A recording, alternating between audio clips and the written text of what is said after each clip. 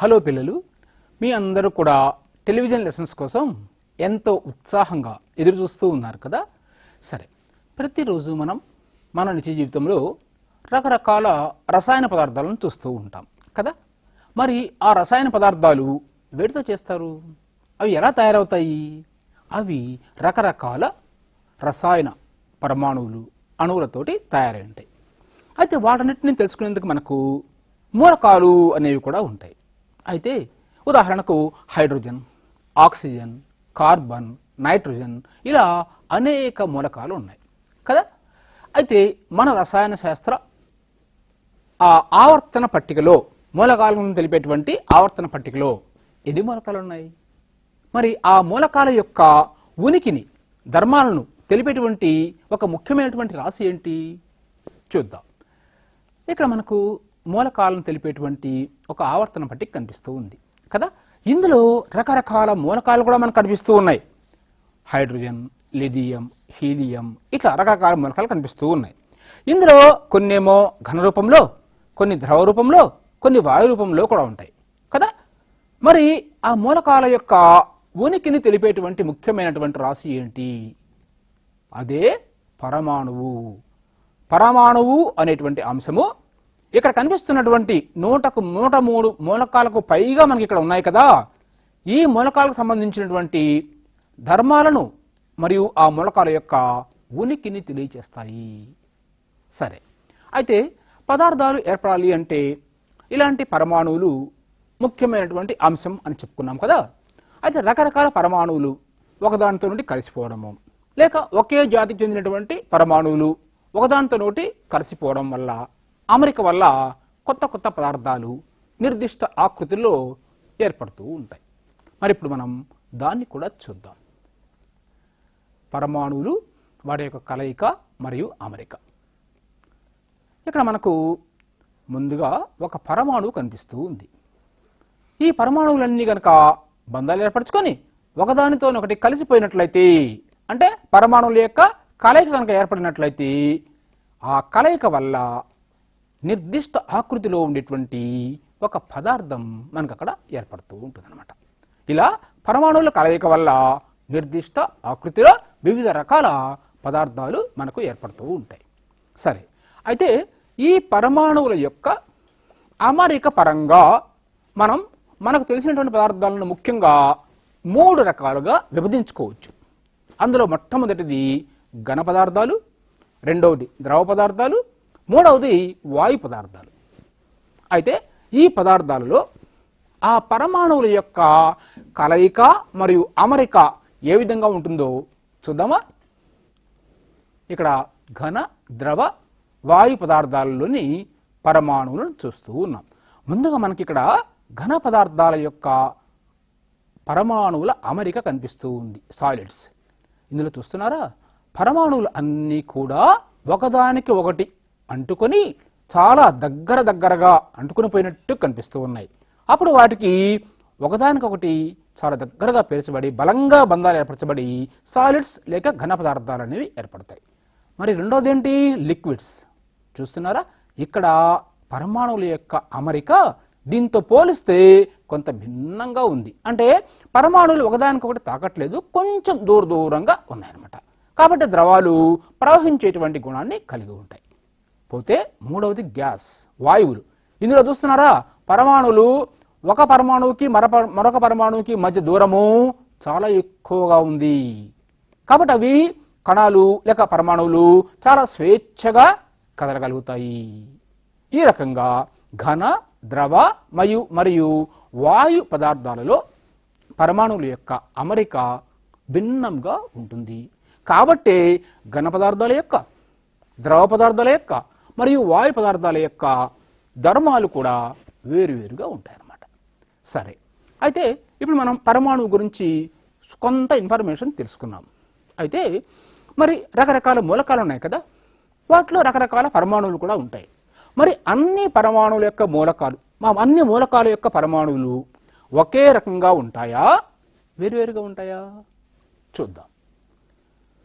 ఇక్కడ మనకు ఒక మూలకము యొక్క పరమాణువులు ఒకే విధంగా ఇతర మూలక పరమాణువులకు అవి భిన్నంగా ఉంటాయి అని తెలుస్తుంది. అంటే ఇక్కడ ముందుగా మనకు హైడ్రోజన్ పరమాణువు యొక్క హైడ్రోజన్ పరమాణువు కనిపిస్తుంది.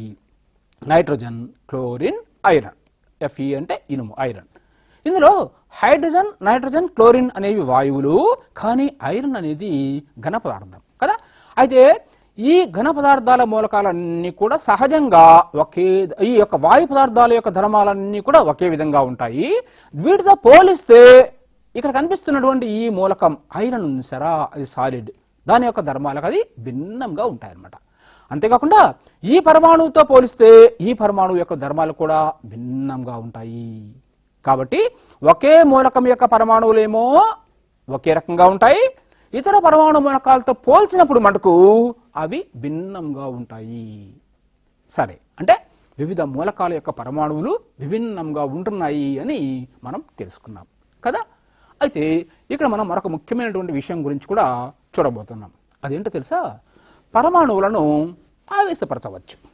అంటే వాటిని ధన మరియు రుణ ఆవేశమైనటువంటి కణాలుగా కూడా మార్చవచ్చు. అయితే అది ఎలా జరుగుతుందో మీకు తెలుసా? ఇప్పుడు చూద్దాం.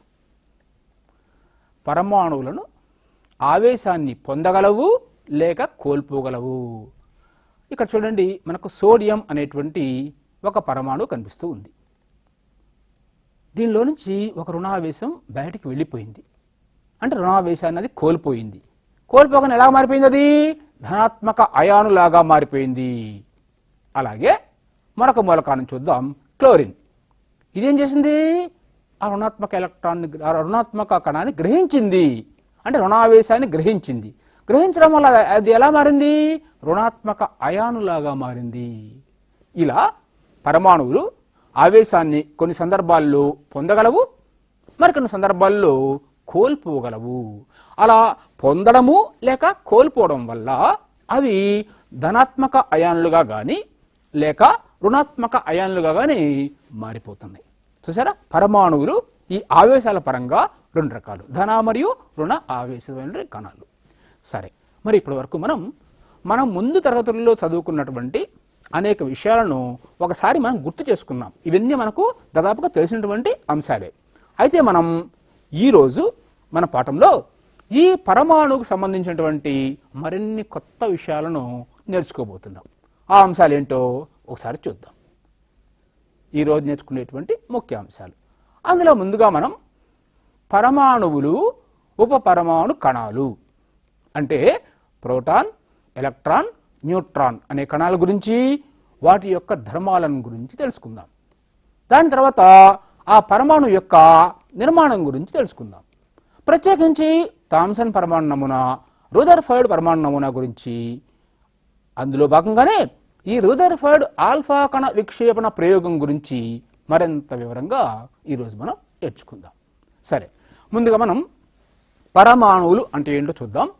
తర్వాత అందులో ఉండేటువంటి ముఖ్యమైనటువంటి కణాలు, ప్రాథమిక కణాలు అని చెప్పుకుంటాం. వాటిని ఏంటంటే అవి ఎలక్ట్రాన్, ప్రోటాన్ మరియు న్యూట్రాన్ అనేటువంటి వాటి గురించి తెలుసుకుందాం. తర్వాత పరమాణు నిర్మాణం గురించి, వివిధ రకాల పరమాణు నమూనాల గురించి నేర్చుకుందాం. సరే, అసలు పదార్థం అనేది ఎలా ఏర్పడుతుంది? మనం ఇందాకే చెప్పుకున్నాం. పరమాణువుల యొక్క కలయిక వల్ల, రకరకాల అమరికల వల్ల కొత్త కొత్త పదార్థాలు ఏర్పడతాయని కదా. ఇప్పుడు మనం అసలు ఒక పదార్థాన్ని గనక విభజించినట్లయితే అందులో ఏమేమి ఉంటాయో చూద్దాం. పదార్థం యొక్క నిర్మాణం. ఇక్కడ మనకు ఒక పదార్థం కనిపిస్తూ ఉంది కదా. ఈ పదార్థాన్ని గనక విభజించినట్లయితే అందులో ఏముంటాయో తెలుసా మీకు? అణువులు అనేవి ఉంటాయి, మాలిక్యూల్స్. ఈ అణువుని గనక విభజించినట్లయితే అందులో పరమాణువులు అనేవి ఉంటాయి, ఆటమ్స్. అంతేనా? మరలా ఈ పరమాణువులు కనుక మనం విభజించినట్లయితే అందులో PEN, ప్రోటాన్, ఎలక్ట్రాన్, న్యూట్రాన్ అనేటువంటి 3 ప్రాథమిక కణాలు ఉంటాయి. చూసారా, పదార్థముల్లో అణువులు ఉన్నాయి, అణువుల్లో పరమాణువులు ఉన్నాయి, పరమాణువుల్లో ప్రాథమిక కణాలు ఉన్నాయి కదా. సరే, అయితే ఈ పరమాణువుల్లో ఉండేటువంటి ఆ ప్రాథమిక కణాలైనటువంటి ఎలక్ట్రాన్, ప్రోటాన్, న్యూట్రాన్ల యొక్క ఉనికిని తెలుసుకోవడం కోసం వివిధ శాస్త్రజ్ఞులు రకరకాల ప్రయోగాలు చేశారు, అనేక ప్రతిపాదనలు చేశారు, అనేక సిద్ధాంతాలను రూపొందించారు. అందులో భాగంగానే ఈ పరమాణు నమూనాలను కూడా రూపొందించారు. సరే, ముందుగా మనం ఆ పరమాణువులో ఉండేటువంటి ఆ యొక్క ఎలక్ట్రాన్ల యొక్క ఉనికిని ఎలా తెలుసుకున్నారో నేర్చుకుందాం. అయితే దానికోసం మనం ఇప్పుడు రెండు ముఖ్యమైనటువంటి ప్రయోగాలను చూస్తున్నాం. అందులో మొదటిది ఏంటంటే, ఫారడే అనేటువంటి ఒక శాస్త్రవేత్త విద్యుత్ విశ్లేషణ పరంగా పరమాణువులను అయాన్లుగా మార్చవచ్చు అని తెలిపాడనమాట. దాన్ని చూద్దాం. దానికంటే ముందుగా మనం ఒకసారి అసలు ఆ పరమాణువు యొక్క నిర్వచనాన్ని కూడా చూద్దాం. ఏంటి పరమాణువు అంటే ఏంటి? ఒక పదార్థం యొక్క అన్ని ధర్మాలను ప్రదర్శిస్తూ రసాయన చర్యలో పాల్గొనేటువంటి అతి సూక్ష్మ కణాన్నే ఆ పదార్థం యొక్క పరమాణువు అని అంటాము. ఉదాహరణకు ఇక్కడ చూడండి, మనకు ఒక పదార్థం కనిపిస్తూ ఉంది. దానిలోంచి ఒక అంశాన్ని బయటికి తీసాం. ఏంటది? పరమాణువు. ఈ పరమాణువు ఏం చేస్తుందో తెలుసా? ఈ పదార్థానికి సంబంధించినటువంటి అన్ని ధర్మాలను ప్రదర్శిస్తుంది. అంతేకాకుండా ఇది రసాయన చర్యల్లో కూడా పాల్గొనేటువంటి అతి సూక్ష్మమైనటువంటి కణము. ఇలా అతి సూక్ష్మమైనటువంటి ఈ కణాన్నే మనము పరమాణువు అని చెప్పుకుంటాం అన్నమాట. సరే, ఇప్పుడు మనం ఆ ప్రయోగాలను రెండింటిని చూసేసేసి వాటి పరంగా ఎలక్ట్రాన్ల యొక్క ఉనికిని ఏ విధంగా తెలుసుకున్నారో, తర్వాత ప్రోటాన్ మరి ఎలక్ట్రాన్ న్యూట్రాన్ల యొక్క ధర్మాలను గురించి కూడా నేర్చుకుందాం. దీనికోసం ఫారడే అనేటువంటి ఒక శాస్త్రవేత్త రూపొందించినటువంటి ప్రయోగాన్ని ఇప్పుడు మనం చూద్దాం. ఫారడే విద్యుత్ విశ్లేషణ ప్రయోగం. ఈ ప్రయోగం యొక్క ముఖ్య ఉద్దేశం ఏంటో తెలుసా? ద్రవ పదార్థాల యొక్క విద్యుత్ విశ్లేషణ చేసినట్లయితే పరమాణువులను ఆవేశపరచవచ్చు అని తెలిపాడు. దీనికోసం ఒక గాజు పాత్రలో ఒక ద్రవాన్ని సేకరించాం. ధనాత్మక ఎలక్ట్రోడ్ ఏ, రుణాత్మక ఎలక్ట్రోడ్ సిని ఉంచాం. ఆ రెండు ఎలక్ట్రోడ్లను బ్యాటరీ బి మరియు స్విచ్ ఎస్లకు కలిపేసేసాం. కలిపి ఆ స్విచ్ని మూయగానే వలయం గుండా విద్యుత్ ప్రసరిస్తుంది. ఆ విద్యుత్ ప్రవాహం వల్ల అందులో తీసుకున్నటువంటి ఆ యొక్క ద్రవ పదార్థము ప్రభావితమైపోయి అందులో ఉండేటువంటి యొక్క పరమాణువులు ధన మరియు రుణ అయాన్లుగా విడిపోయి అవి ఎలక్ట్రోడ్లను చేరుతూ ఉండేటువంటి సంఘటన మనం చూస్తూ ఉన్నాము. ఇది ఈ రసాయన శాస్త్రంలో మూలకాలకు సంబంధించి అనేక ధర్మాలను తెలుసుకునేందుకు ఈ ప్రయోగము ఎంతగానో ఉపయోగపడింది. ముఖ్యంగా ఇది మనకు ఏం తెలుస్తుంది? ద్రవ పదార్థాలను విద్యుత్ విశ్లేషణలో పరమాణువులను ఆవేశపరచవచ్చు అని మనకు ఈ ప్రయోగం తెలియజేస్తుంది అన్నమాట. సరే, కేవలం ద్రవ పదార్థాలేనా? వాయు పదార్థాల గుండా విద్యుత్ ప్రసరించదా? మరి అందులో ఉండేటువంటి ఆ యొక్క పరమాణువులను మనము ఆవేశపరచలేమా? అయితే సాధారణ పరిస్థితిలో ఎటువంటి వాయువు గుండా కూడా విద్యుత్ ప్రసారం అనేది జరగదు. కొన్ని ప్రత్యేకమైనటువంటి పరిస్థితులు కల్పించినట్లయితే వాయువుల గుండా కూడా విద్యుత్ ప్రసరిస్తుందని, అందులో ఉండేటువంటి ఆ యొక్క వాయు కణాలను కూడా మనము అయనీకరణం చేయవచ్చు అని జే థామ్సన్ అనే శాస్త్రవేత్త మరి వాయు ఉత్సర్గ నాళము అనేటువంటి ఒక ప్రత్యేకమైనటువంటి పరికరాన్ని రూపొందించి దానిలో ఆ ప్రయోగాన్ని చేసి వాయు కణాలను కూడా అయనీకరణం చేయవచ్చని తెలిపాడు.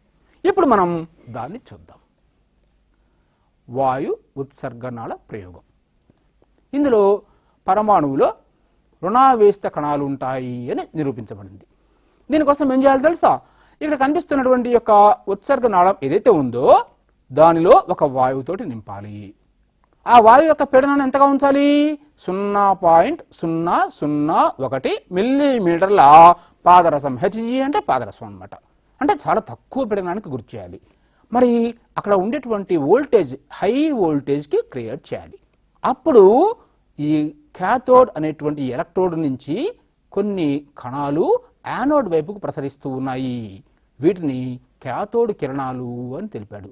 తరువాత ఈ క్యాథోడ్ కిరణాలకి రుణావేశం ఉంటుందని, వీటిని ఎలక్ట్రాన్లు అని అంటారని ఆయన తెలిపాడు అన్నమాట.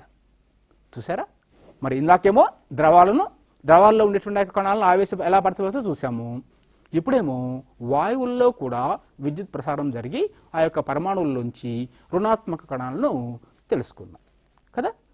అయితే ఈ రెండే కాకుండా చాడ్విక్ అనేటువంటి ఒక శాస్త్రవేత్త మరొక ప్రయోగాన్ని చేసి పరమాణువులలో న్యూట్రాన్లు అనేటువంటి కణం ఉంటుందని తెలుసుకున్నాడు. ఇప్పుడు మనం ఆ యొక్క అంశాన్ని కూడా అర్థం చేసుకుందాం. జేమ్స్ చాడ్విక్ న్యూట్రాన్లను కనుగొన్నాడు. ఎలా కనుగొన్నాడు? ఆయన ఒక చిన్న కోటరాన్ని తీసుకుని దానిలో ఆల్ఫా కిరణాలను ఇచ్చేటువంటి ఒక రేడియోధార్మిక పదార్థాన్ని ఉంచాడు. అప్పుడు ఆ రేడియోధార్మిక పదార్థం నుంచి కొన్ని ఆల్ఫా కిరణాలు విడుదలైనాయి. అలా ఆల్ఫా కిరణాలు వెళ్తూ ఉన్నప్పుడు వాటి మార్గంలో ఏం చేశాడో తెలుసా? బెరీలియంతో చేసినటువంటి ఒక టార్గెట్ను ఉంచేసేసాడు. మరి ఇలా వేగంగా వెళ్తున్నటువంటి యొక్క ఆల్ఫా కిరణాలు ఆ బెరీలియం టార్గెట్ని ఢీకొంటాయి. ఢీకొన్నప్పుడు వాటిలో నుంచి ఆవేశం లేనటువంటి కొన్ని కణాలు బయటికి రావడం ఆయన గమనించాడు. వాటికి ఆయన న్యూట్రానులు అని పేరు పెట్టాడు. ఇలా వెళ్తున్నటువంటి యొక్క న్యూట్రాన్లు ఏం చేశాడో తెలుసా? ఆ వెళ్ళేటువంటి మార్గంలో పారాఫిన్తో చేసినటువంటి ఒక టార్గెట్ను ఉంచాడు. అప్పుడు దానిలోంచి ధనావేశం ఉండేటువంటి మరొక కణాలు వచ్చాయి అని తెలుసుకున్నారు. తర్వాత గోల్డ్స్టీన్ అనేటువంటి శాస్త్రవేత్త ఈ కణాలకు ప్రోటాన్లు అనేటువంటి పేరు పెట్టాడు. ఈ రకంగా మనకు పరమాణువులలో ఎలక్ట్రాన్లు, న్యూట్రాన్లు మరియు ప్రోటాన్లు అనేటువంటి కొన్ని మౌలికమైనటువంటి కణాలు ఉంటాయి అని వివిధ శాస్త్రజ్ఞులు మనకు తెలియజేశారు. ఇప్పుడు మనం ఈ 3 కణాల యొక్క కొన్ని ముఖ్యమైనటువంటి ధర్మాలను చూద్దాం. ముందుగా ఎలక్ట్రాన్లను కనుగొన్నటువంటి శాస్త్రవేత్తను గుర్తు చేసుకుందాం, వాటి ధర్మాలను, తర్వాత ప్రోటాన్ ధర్మాలను, తర్వాత న్యూట్రాన్ల యొక్క ధర్మాలను గురించి తెలుసుకుందాం. ముందుగా మనం ఎలక్ట్రాన్ల యొక్క ధర్మాలను చూద్దాం. మరి ఎలక్ట్రాన్లను ఎవరు కనుగొన్నారు? జే థామ్సన్ అనేటువంటి శాస్త్రవేత్త ఎలక్ట్రాన్లను కనుగొన్నాడు. మరి వీటి యొక్క ధర్మాలు ఏంటి? ఎలక్ట్రాన్లను మనం ఈ అనేటువంటి అక్షరంతో సూచిస్తారు. వీటి యొక్క పరిమాణము ప్రోటాను, న్యూట్రాన్ల కంటే చాలా చిన్నవిగా ఉంటాయి. కానీ వీటి ఆవేశం మటుకు ఒక ప్రమాణ రుణావేశము, అంటే యూనిట్ నెగటివ్ ఛార్జ్ అనేది వాటికి ఉంటుంది. కానీ వీటి ద్రవ్యరాశి మటుకు పరిగణలోకి తీసుకోలేనంత స్వల్పంగా ఉంటాయి. చూసారా, ఎలక్ట్రాన్లను ఈతో సూచిస్తున్నాం. వాటి యొక్క పరిమాణము ప్రోటాన్, న్యూట్రాన్ కంటే చాలా చిన్నది. వాటి యొక్క ఆవేశం మటుకు యూనిట్ నెగటివ్ ఛార్జ్, ద్రవ్యరాశి మటుకు పరిగణలోకి తీసుకోలేనంత స్వల్పంగా ఉంటాయన్నమాట. తర్వాత మరొక అంశం గురించి చూడబోతున్నాం. ఏంటది? ప్రోటాన్. మరి ఈ ప్రోటాన్ని ఎవరు కనుగొన్నారు? ప్రోటాన్ యొక్క ధర్మాలు ఏంటి? దాదాపుగా ప్రోటాన్ యొక్క ధర్మాలు ఎలక్ట్రాన్ ధర్మాలకు భిన్నంగా ఉంటాయన్నమాట.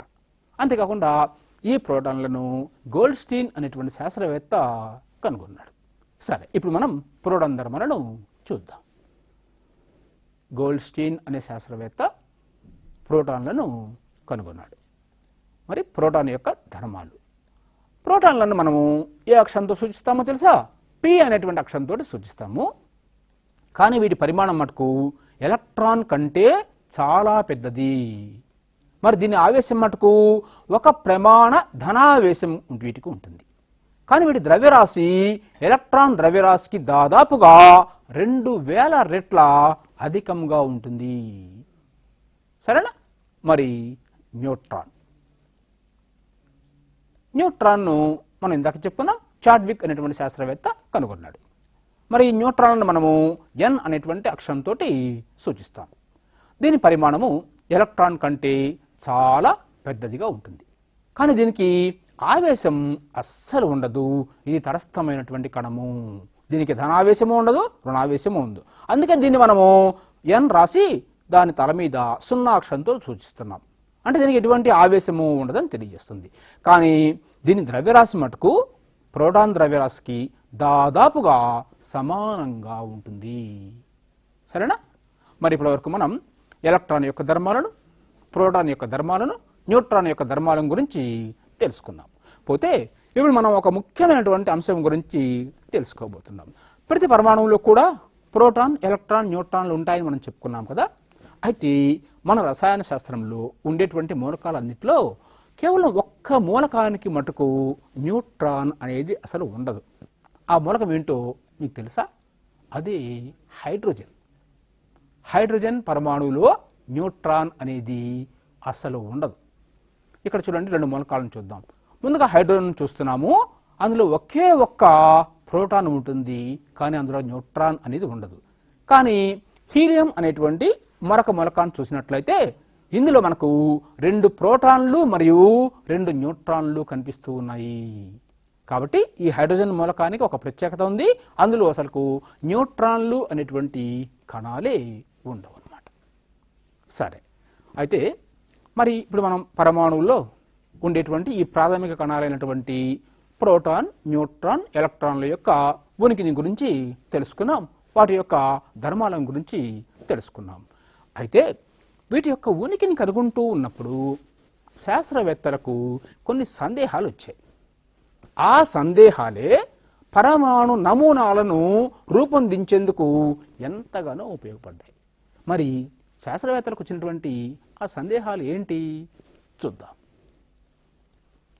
పరమాణు నమూనా రూపకల్పనలో శాస్త్రజ్ఞులకు కలిగినటువంటి సందేహాలు.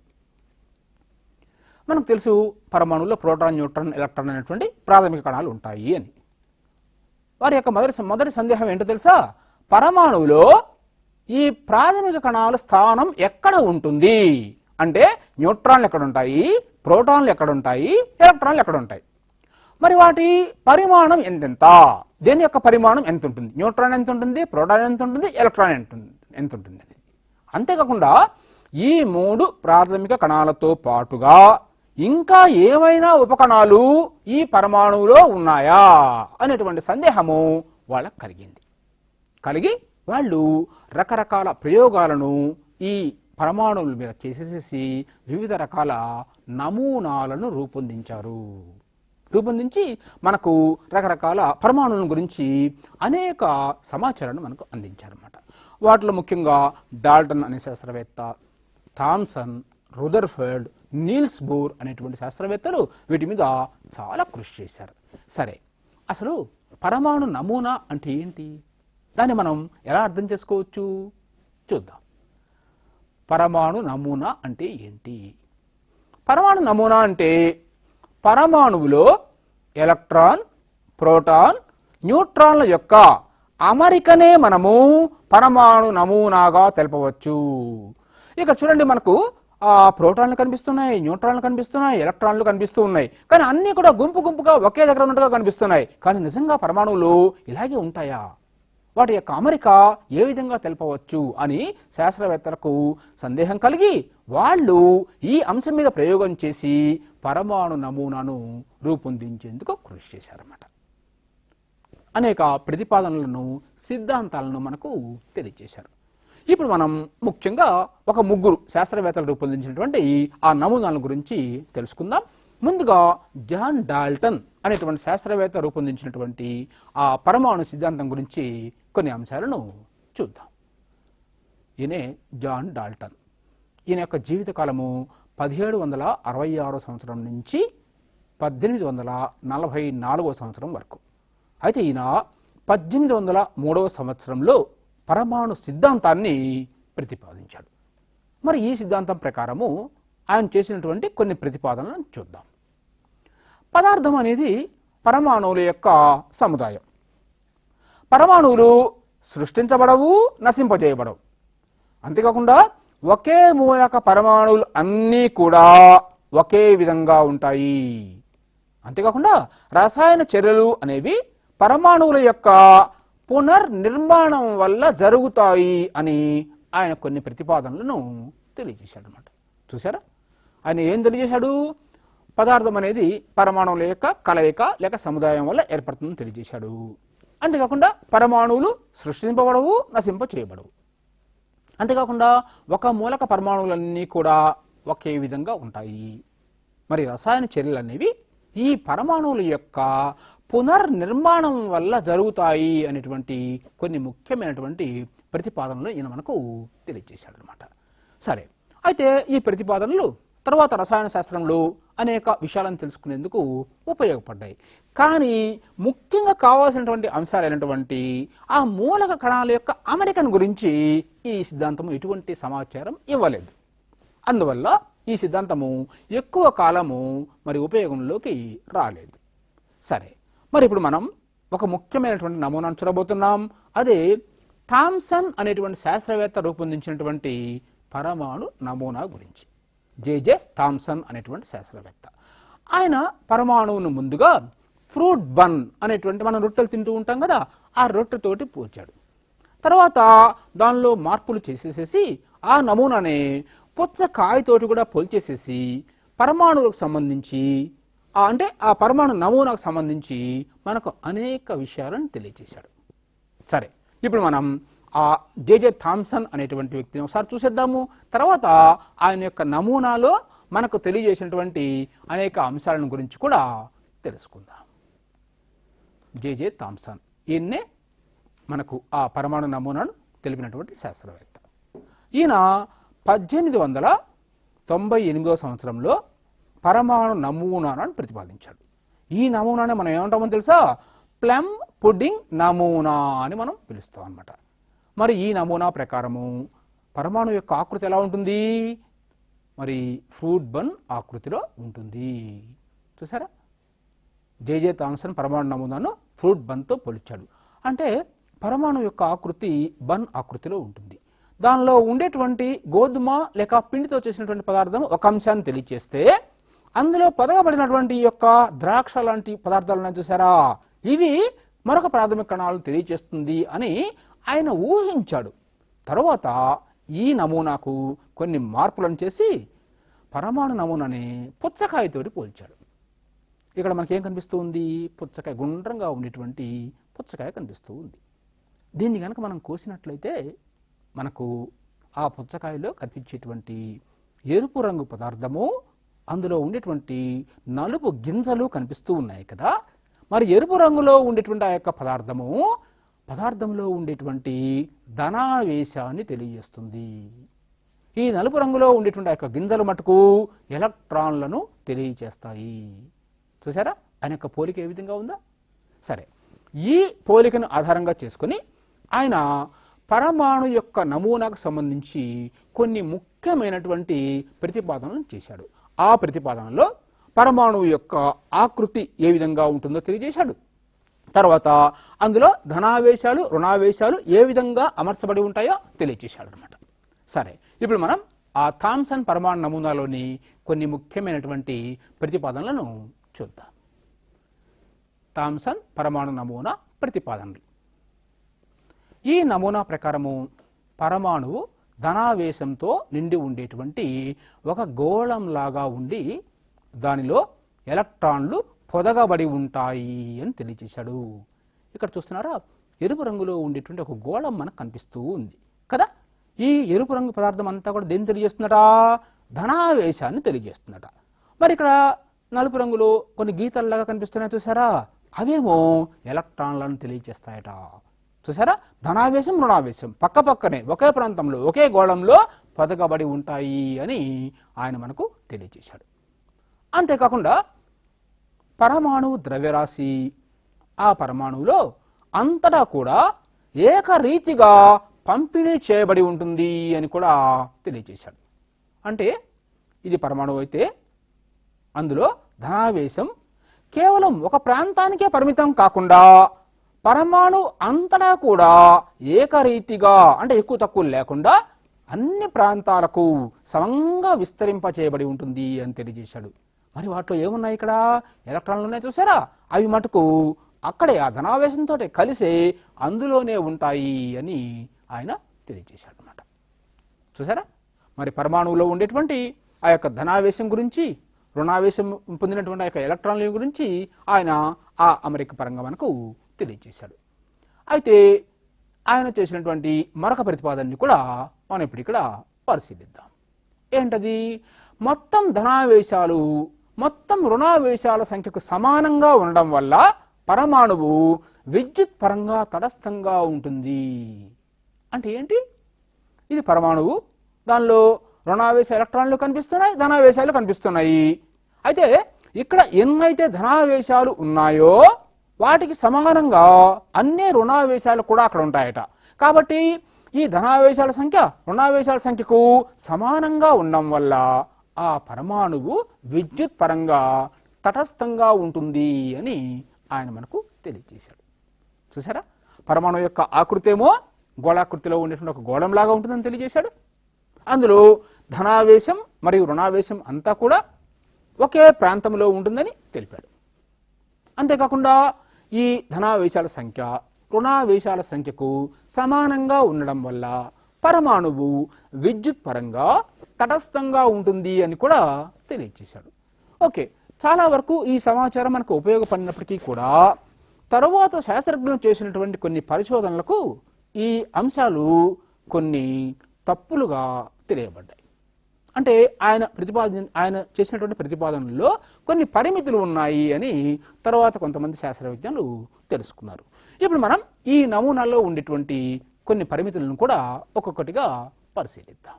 అందులో ముందుగా మనం ఎలక్ట్రాన్లు ప్రోటాన్లు పరస్పర వ్యతిరేక ఆవేశాలను కలిగి ఉండడం వల్ల రెండింటినీ కలిపి ఉంచడం సాధ్యం కాదు అని తెలియజేశారు. అంటే ఇక చూడండి, పరమాణువులో మనం ఇందాక ఏం చెప్పుకున్నాము, ప్రోటాన్లు మరియు న్యూట్రాన్లు ఒకే ప్రాంతంలో పక్క పక్కనే కలిసి ఒకదానికొకటి తాకుతూ ఉన్నట్లుగా చూపించాం. కానీ మన సాంప్రదాయిక భౌతిక శాస్త్ర సిద్ధాంతాల ప్రకారము ఇది సాధ్యం కాదు. రెండు వేరు ఆవేశాలు కలిగినటువంటి రెండు కూడా వేరు కణాలు ఒకదానితో నడిపి కలిసి ఉండడం అనేది సాధ్యం కాదు అని తెలిపారు. అంతేకాకుండా ఎలక్ట్రాను విరామ స్థితిలో ఎలా ఉంటుందో ఈ సిద్ధాంతం వివరించలేకపోయింది. సాధారణంగా ఎలక్ట్రాన్లు అనేవి ఎల్లప్పుడూ కూడా ఎలా ఉంటాయో తెలుసా, గమనంలో ఉంటాయి. ఇక్కడ చూడండి, మనకు రెండు వేరు చిత్రాలు కనిపిస్తూ ఉన్నాయి. మొదటి చిత్రంలో ఎలక్ట్రాను విరామ స్థితిలో ఉన్నట్టుగా కనిపిస్తుంది, రెండో దానిలో ఎలక్ట్రాన్లు గమనంలో ఉన్నట్టుగా తెలుస్తూ ఉంది కదా. ఇలా ఎలక్ట్రాన్లు ఎల్లప్పుడూ కూడా గమనంలో ఉంటాయే కానీ విరామ స్థితిలో ఉండవు. దీనికి కారణాన్ని థామ్సన్ అడిగినప్పుడు ఆయన తెలపలేకపోయాడు. ఆయన తెలపలేకపోయినాడు. కాబట్టి థామ్సన్ యొక్క పరమాణు నమూనా అనేక విషయాలను ఉపయోగపడేటువంటి విషయాలను తెలిపినప్పటికీ కూడా ఇందులో ఉండేటువంటి కొన్ని లోటుపాట్ల వల్ల ఈయన నమూనా ఎక్కువ కాలం మనం ఉపయోగించుకోలేకపోయినాం. అయితే ఈ నమూనాలో ఉండేటువంటి కొన్ని లోపాలను సవరించేందుకు మరొక శాస్త్రవేత్త రూదర్ఫర్డ్ అనేటువంటి ఒక శాస్త్రవేత్త కొత్త నమూనాను రూపొందించాడు. దాన్ని మనము రూదర్ఫర్డ్ పరమాణు నమూనాగా చెప్పుకుంటాం. అయితే ఈ నమూనాను రూపొందించేదానికంటే ముందు ఆయన ఆల్ఫా కణాలు అనేటువంటి వాటిని పలుచగా ఉండేటువంటి ఒక బంగారు రేకు గుండా పంపించాడు. పంపించి అక్కడ ఆయన గమనించినటువంటి అంశాల ఆధారంగా తన పరమాణు నమూనాని రూపొందించాడు. సరే, ఇప్పుడు మనం ఆ రూదర్ఫర్డ్ చేసినటువంటి ఆల్ఫా కణ పరిక్షేపణ ప్రయోగాన్ని, అందులో వచ్చినటువంటి అబ్జర్వేషన్స్ పరిశీలనను, దాని పరంగా ఆయన రూపొందించినటువంటి పరమాణు నమూనాను చూద్దాం. ముందుగా మనం రూదర్ఫర్డ్ అనేటువంటి శాస్త్రవేత్తని ఇక్కడ చూస్తూ ఉన్నాం కదా. ఈయన ఏం చేశాడు, ఆల్ఫా కణ విక్షేపణ ప్రయోగాన్ని చేశాడు.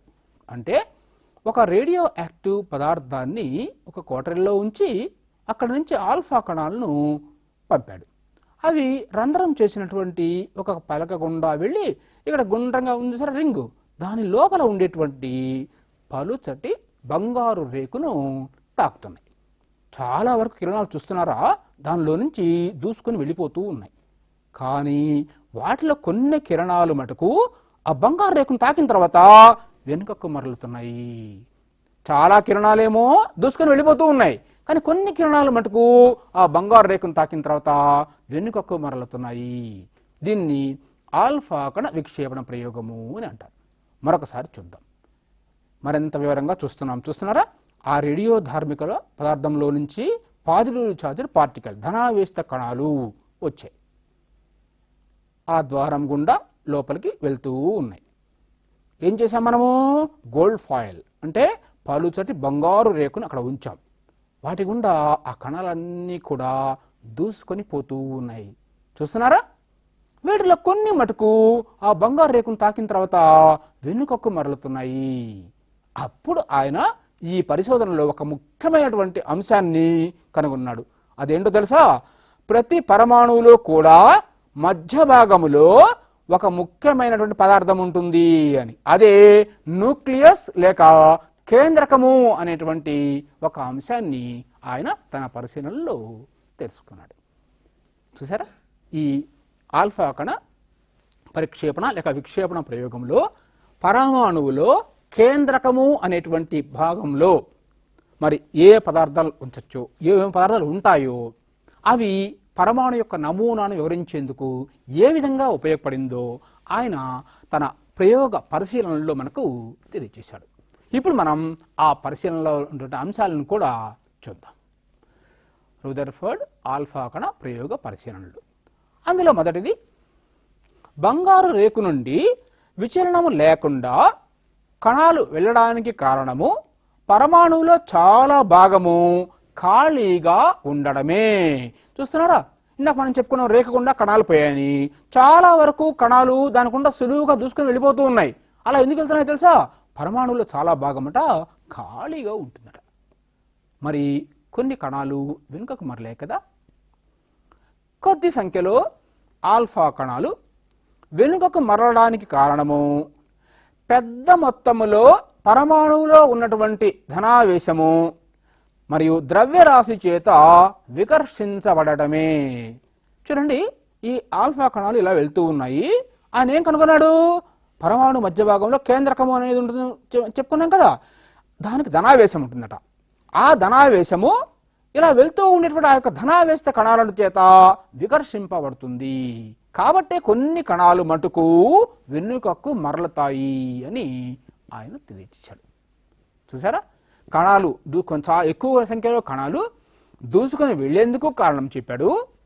కొద్ది సంఖ్యలో మరి పరమాణువులు వెనుకకు మరలి వెళ్లేందుకు కూడా ఆయన తన పరిశీలనలో మనకు కారణాన్ని తెలియజేశాడు. ఈ అంశాన్ని ఆధారంగా చేసుకుని ఆయన మనం ఇందాక చెప్పుకున్నట్లుగానే పరమాణు మధ్య భాగంలో కేంద్రకము అనేటువంటి ఒక ప్రతిపాదన చేశాడు. ఆ కేంద్రకానికి ఎటువంటి ఆవేశం ఉంటుందో కూడా మనకు ఆయన చాలా వివరంగా తెలియజేశాడు.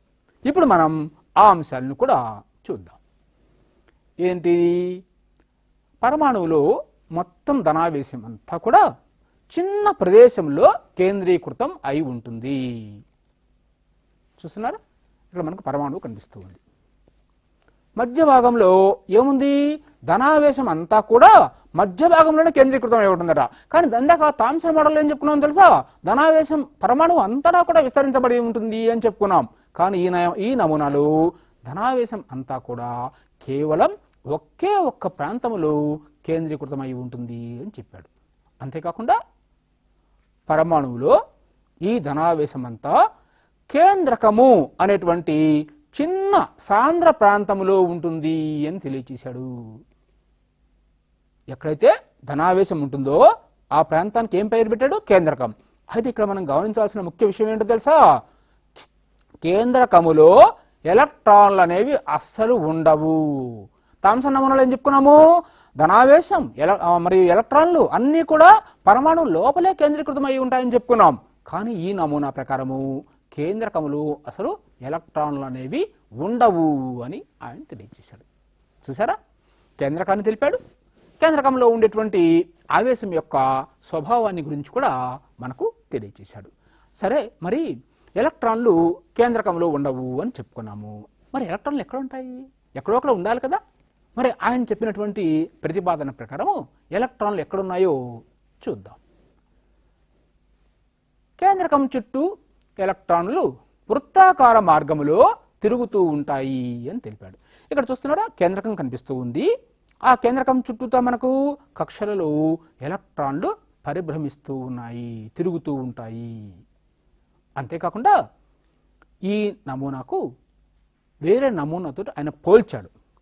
కేంద్రకం చుట్టూ ఎలక్ట్రాన్ల యొక్క చలనము సూర్యుని చుట్టూ గ్రహాల యొక్క చలనాన్ని పోలి ఉంటుంది అని తెలియజేశాడు. ఇక్కడ చూడండి, ఇది ధనావేశమైనటువంటి కేంద్రకము. దాని చుట్టూతా వృత్తాకార మార్గాల్లో ఎలక్ట్రాన్లు తిరుగుతూ ఉన్నాయి.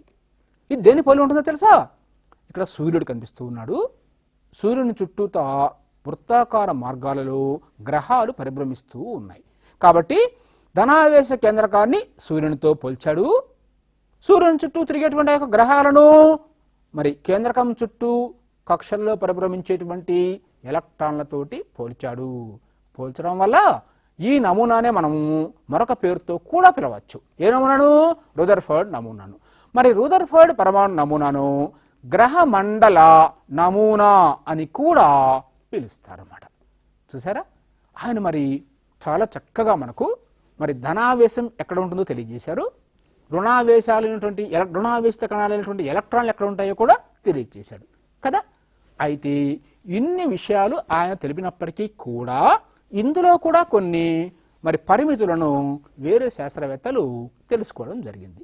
ఇప్పుడు మనం చివరిగా ఆ రూదర్ఫర్డ్ పరమాణు నమూనాలో ఉండేటువంటి కొన్ని ముఖ్యమైనటువంటి పరిమితులను కూడా చూడాలి. అయితే ఈ రూదర్ఫర్డ్ నమూనా ప్రకారము మరొక అంశాన్ని ఇక్కడ మనం చూద్దాం. ఏంటది? పరమాణు పరిమాణంతో పోలిస్తే కేంద్రక పరిమాణము అత్యంత చిన్నగా ఉంటుంది. ఇది పరమాణువు యొక్క పరిమాణము సుమారుగా 10⁻⁻10 మీటర్లు ఉంటుంది. ఇదేమో కేంద్రకం, అందులో ఉండేటువంటి మధ్య భాగంలో ఉండే కేంద్రకం, దాని పరిమాణము 10⁻15 మీటర్లు. అంటే ఈ కేంద్రకం యొక్క పరిమాణము ఈ పరమాణువు యొక్క పరిమాణంతో పోలిస్తే దగ్గరగా 10,000 రెట్ల చిన్నదిగా ఉంటుంది అని ఆయన తెలియజేశాడు అన్నమాట. సరే, మరి ఇప్పుడు మనం రూదర్ఫర్డ్ నమూనాలోని పరిమితులను చూద్దాం. ఏంటి ఆ పరిమితులు? వృత్తాకార చలనంలో ఉండేటువంటి ఎలక్ట్రాన్లు కేంద్రకం చుట్టూ తిరుగుతూ ఉన్నప్పుడు అవి శక్తిని కోల్పోకుండా ఉండాలి అని తెలియజేశాడు.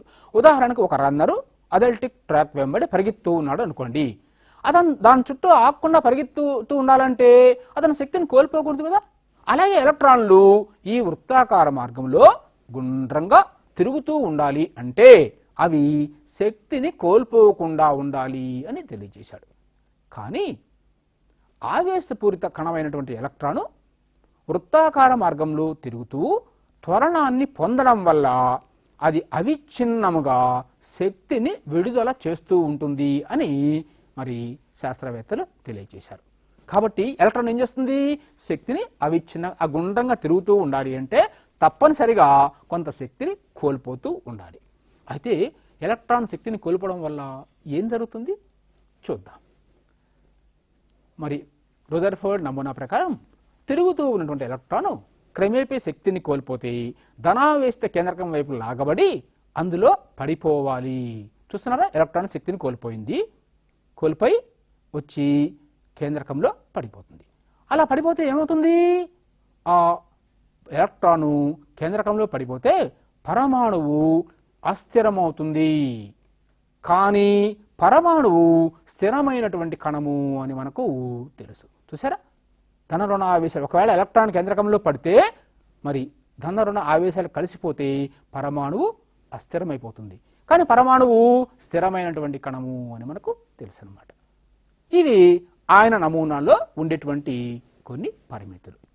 సరే, మరి ఈరోజు మనం ఈ పరమాణు నమూనాలు అనేటువంటి అంశంలో చాలా విషయాలను తెలుసుకున్నాం. ముందుగా మనం మరి పరమాణువు అంటే ఏంటో నేర్చుకున్నాం. తర్వాత ఆ పరమాణువుల్లో ఉండేటువంటి ప్రాథమిక కణాలైనటువంటి ఎలక్ట్రాన్లు, న్యూట్రాన్లు, ప్రోటాన్ల యొక్క ధర్మాల గురించి నేర్చుకున్నాం. తర్వాత థామ్సన్ నమూనా, రూదర్ఫర్డ్ నమూనా గురించి, అందులో ఉన్నటువంటి పరిమితుల గురించి అనేక విషయాలను నేర్చుకున్నాం. ఈ విషయాలన్నీ మీ అందరికీ చక్కగా అర్థమై ఉంటాయని ఆశిస్తున్నాను.